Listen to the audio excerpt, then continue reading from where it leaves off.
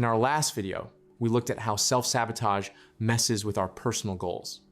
But something we rarely notice is how self-sabotage is often much more hidden and a lot more common in our relationships. From an evolutionary standpoint, pair bonding is a foundational survival mechanism. We are social animals. We need connection. Yet in real life, we often see the exact opposite happen. When your partner is hot and cold with you, you feel like you can still handle it. But the moment they start loving you without reservation, showing you deep affection, or planning a future together, you don't feel joy. Instead, you feel this extreme sense of suffocation and annoyance. Their goodness just feels too heavy. It feels like even their breathing is taking up too much space. You have this uncontrollable urge to pull away, to leave them on read, or even pick a random fight just to push them back. You just want to escape right back into that perfectly safe shell, where it's just you, only you. This urge to run comes on so strong, you can barely fight it. And it is a deeply confusing experience. You desperately want intimacy, but when it's offered, your body recoils. You might even start to think that maybe you're just a cold person, that you are simply not built for a close relationship. But the sharp, undeniable pain you feel when that connection is finally gone tells a different story. It proves that you actually care very deeply. So why do we destroy the very thing we crave? In psychology, this is known as relationship sabotage. And while this self-destruction takes on several different forms, today we are going to specifically break down the avoidant type. We're going to look at exactly what is happening in your brain when you feel that sudden urge to run and what you can actually do about it. To understand this urge to run, we need to bring back that core concept from our last video, the internal baseline. For anyone new here, your internal baseline is essentially your subconscious expectation of how safe you are or how much love you actually deserve. And this is usually where the problem starts. For those of us who have a habit of running away from good relationships, that baseline is often set very, very low. Now, according to what's called an early maladaptive schema, maybe you grew up in an environment where love always felt conditional, where affection was a reward for good behavior. Or maybe you grew up in a really chaotic home, where showing your needs was seen as a weakness or a burden. Your young brain learns this lesson really well. It learns that true unconditional love is not a safe bet. And deep down, you start to believe that the real you, the messy, imperfect you, is not quite lovable on its own. This creates that very low baseline. You just don't believe anyone can truly accept you. So when a nice person gets close, a partner or a close friend, and gives you pure, genuine love, that reality shoots way above your baseline. To your brain, this is not a pleasant surprise. It is a massive prediction error. The gap between the world you expect and the one you are actually in. And your brain just starts sounding the alarm. This is too good to be true. This has to be a trap. This creates a state of intense cognitive dissonance, a huge amount of anxiety. To get rid of this feeling of being out of control, your brain begins a process called self-verification. It goes to work to prove its old, painful story right. You start acting incredibly cold and withdrawn. Your brain starts scanning for your partner's tiniest flaws. It might even start comparing them to a phantom ex, an idealized version of a past partner, just to prove that this new person isn't good enough. When they finally get disappointed and leave, you go back to your familiar loneliness. It hurts incredibly bad, but your brain breathes a sigh of relief. It says, look, I knew it would not last. I knew I was unlovable. You trade your chance at happiness for a sense of cognitive safety. And this creates a perfect, vicious cycle. You sabotage the relationship, you end up alone. This proves your baseline was right all along, and the next time, you run away even faster. Now, it is important to be clear here. This is not the same as just being a reserved or introverted person. You can have a very high and healthy internal baseline for love and still not enjoy things like public displays of affection. The difference is the motive. The saboteur isn't running away from the expression of love. They are running away from love itself. We are specifically talking about that deep, almost involuntary urge to run, a pattern consistently driven by a low internal baseline. But why does this feel so physical? Why does your body want to run away, even when your logical mind knows this person is good for you? Because this isn't just some mental game. It's a powerful physiological stress response. And this reaction doesn't just happen with romantic partners. It can happen in our deepest, most vulnerable friendships too. Neuroscientists have found that when people with avoidant tendencies face intense intimacy, like someone looking deeply into your eyes or offering you genuine, unfiltered affection, the reward center in your brain basically stays quiet. The dopamine signal is so weak, you literally lack the chemical fuel to stay connected. But your brain doesn't just stop at feeling nothing. To protect you, your prefrontal cortex goes into overdrive. It works exhaustingly hard to suppress your emotions, forcing you into a state of absolute numbness. This is a massive drain on your energy. And what makes it even worse is that as the intimacy deepens, your brain triggers something called the Social Aversion Network. This network includes the DACC, the exact same brain region that processes real physical pain. Let's imagine that this person's care is like a warm, comforting fire. Once this aversion network lights up, that exact same warmth registers in your nervous system as a burning hot iron. When you push them away, you might feel like you're just being heartless, but biologically, your hand is being burned. You're simply executing a desperate reflex to pull it back. So when you ghost someone or completely shut down, your only real goal is to stop your own pain. But we also have to be honest here. Even if you don't mean to, pushing someone away like that does deeply hurt the people who love you.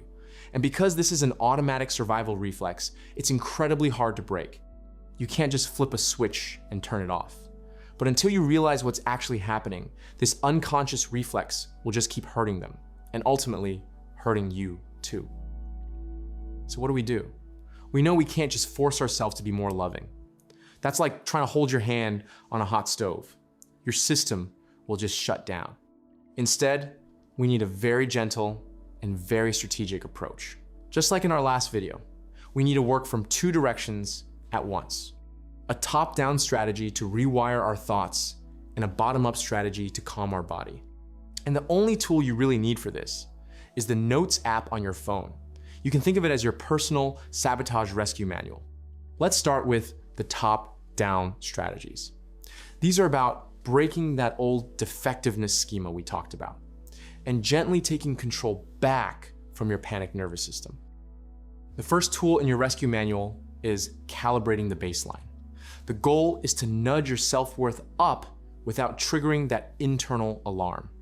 Usually we wait for a partner to do this through praise, but as we just talked about, that might feel a bit overwhelming for you right now. So you have to bypass the system and generate that safe data yourself. Open your Notes app and write down 3 things you appreciate about who you are, not just what you've accomplished. Maybe you have a wonderfully dry sense of humor, or maybe you're incredibly resilient for surviving some really hard things. If you're stuck, just lower the bar. A moment of kindness to a stranger or a day you simply didn't give up, that counts too. You're manually raising the floor from the inside. As your baseline inches up, a partner's compliment starts to feel less like a shock and more like a gentle confirmation of what you're already starting to believe about yourself. This is mental weight training, and you have to do it regularly to see the results. The second top-down strategy is for when that sudden ick factor hits, that moment when your brain starts searching for your partner's flaws to justify the urge to pull away. When this urge to run strikes, don't try to debate these thoughts in your head. Your rational mind can't win a shouting match against your amygdala. Instead, use your rescue manual for cognitive diffusion. Take out your phone and just write, "I am noticing the urge to find a reason to run away right now." Just like that, you are no longer the thought, you are the person observing the thought. From there, ask yourself one simple question. Putting the fear aside, what kind of partner do I want to be right now? This allows you to choose to act from your values, like maybe your desire to be a communicative or responsible person, even if you are still feeling that suffocation. This is the moment you prove that your values can be more important than your fear.